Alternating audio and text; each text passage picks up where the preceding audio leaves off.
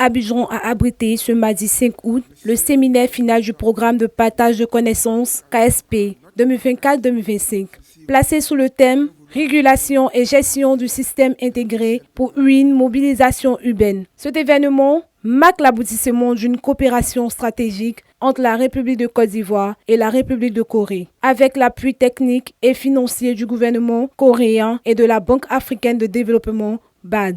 Coordonné par l'autorité de la mobilité urbaine du Grand Abidjan, AMUGA, ce programme a pour objectif principal de moderniser le système de transport urbain dans le Grand Abidjan à travers une opération intégrée, durable et intelligente.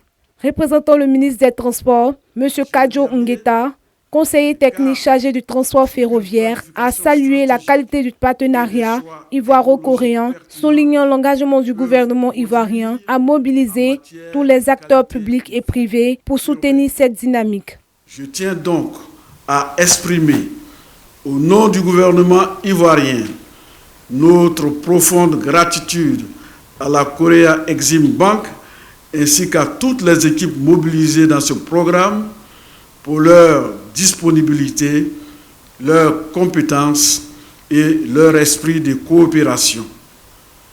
Je remercie également la BAD, partenaire de ce projet et qui accompagne la Côte d'Ivoire dans de nombreux programmes et projets. Le directeur général de l'AMUGA, M. Kwaku Romain, a mis en relief les acquis du projet, notamment les recommandations concrètes pour la régulation intégrée des transports urbains à Abidjan. Avec l'appui des autorités, vous avez vu qu'aujourd'hui, nous sommes en train de mettre en place les modes lourds, qu'on appelle les modes lourds. Il y a la ligne 1 du métro qui va se mettre en place, qui est en cours de co-construction. C'est une effectivité.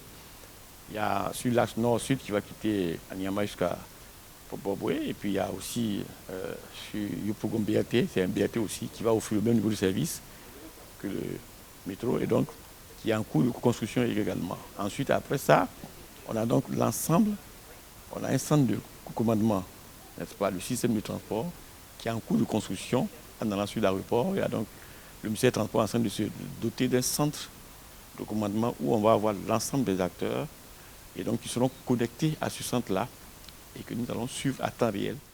Le représentant en chef du bureau de représentation d'Accra, Akensim, M. Nhu Jin Kim, a rappelé le soutien de la République de Corée et l'importance d'une telle innovation pour l'Afrique. Le rapport final du programme a été présenté par M. Kyung Kim, directeur général d'investigation, détaillant une feuille de route claire pour un système de transport urbain moderne basé sur les meilleures pratiques internationales. Le séminaire s'est achevé sur une note de satisfaction générale avec une photo de famille réunissant tous les acteurs du projet, témoignant de l'engagement collectif en faveur d'une mobilité plus fluide et mieux organisée dans le Grand Abidjan.